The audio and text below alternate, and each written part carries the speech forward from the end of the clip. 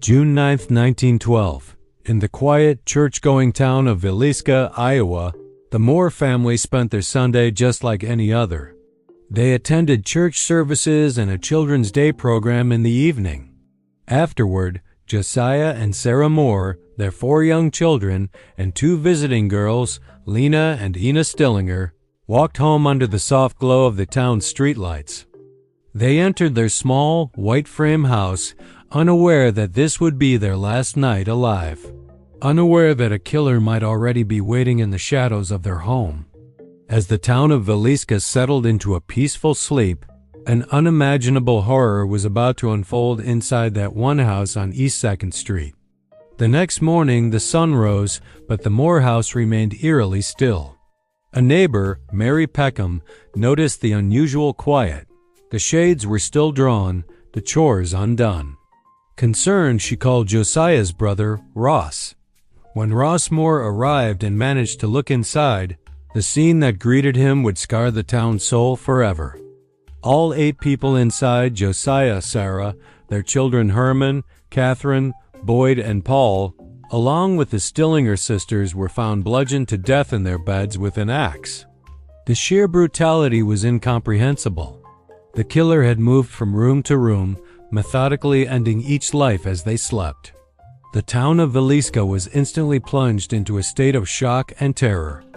A monster had been among them, and no one knew who it was or why. The investigation that followed was a catastrophe from the start.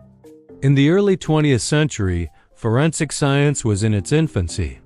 The crime scene was immediately compromised.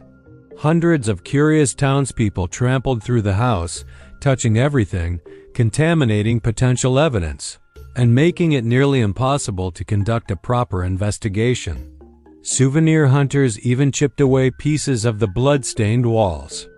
Detectives were left with a baffling scene. The murder weapon, an axe belonging to Josiah Moore, was left behind, leaning against a wall. The victims' faces were covered with bedclothes, and mirrors in the house were draped with cloth.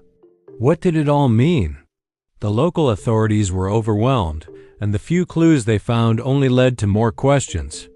As pressure mounted to find a killer, suspicion fell on many.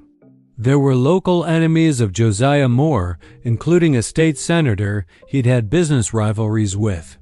There were rumors of a traveling serial killer, a phantom axeman who had committed similar crimes in other states. The investigation cast a wide net, but with little concrete evidence, it spun in circles. Then, investigators zeroed in on a transient English preacher named Reverend George Kelly. He had been in Villisca on the night of the murders and had reportedly made some odd comments. He even confessed at one point, though he later recanted, claiming he was coerced.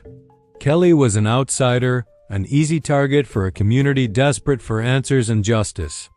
Reverend Kelly was put on trial twice. The case against him was shaky, built mostly on his strange behavior and that contested confession. Witnesses gave conflicting testimonies. There was no physical evidence linking him to the crime. His first trial ended in a hung jury, and the second resulted in his acquittal.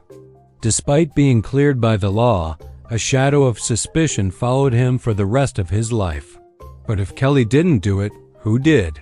The list of other suspects remained compelling, yet no one else was ever charged. The files grew thick with theories, but the truth remained buried under layers of bungled police work and small-town gossip.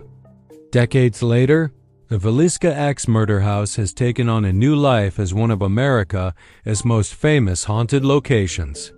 Visitors and paranormal investigators flock to the home, seeking encounters with the spirits they believe still linger there. They report hearing children's voices, seeing moving objects, and feeling a chilling presence in the very rooms where the family was murdered. The house stands as a monument to its dark past, a tourist attraction built on a foundation of tragedy. But behind the ghost stories and late-night tours are 8 real victims whose killer was never brought to justice. The legacy of the Villisca Axe Murders is one of profound and disturbing ambiguity. It's a story of a horrific crime, a failed investigation, and a community torn apart. Was Reverend Kelly truly innocent? Did the real killer slip away into the night, never to be seen again, perhaps to kill elsewhere? Or was the culprit someone the town knew, a neighbor whose dark secret went with them to the grave? Over a century later, the questions still hang in the air, as cold and unsettling as the Iowa night on which the axe fell. The truth of what happened in that small house in Villisca remains one of America's most chilling unsolved mysteries. Thanks for watching. If you found this case as fascinating as we did, be sure to like this video and subscribe for more deep dives into history's darkest chapters.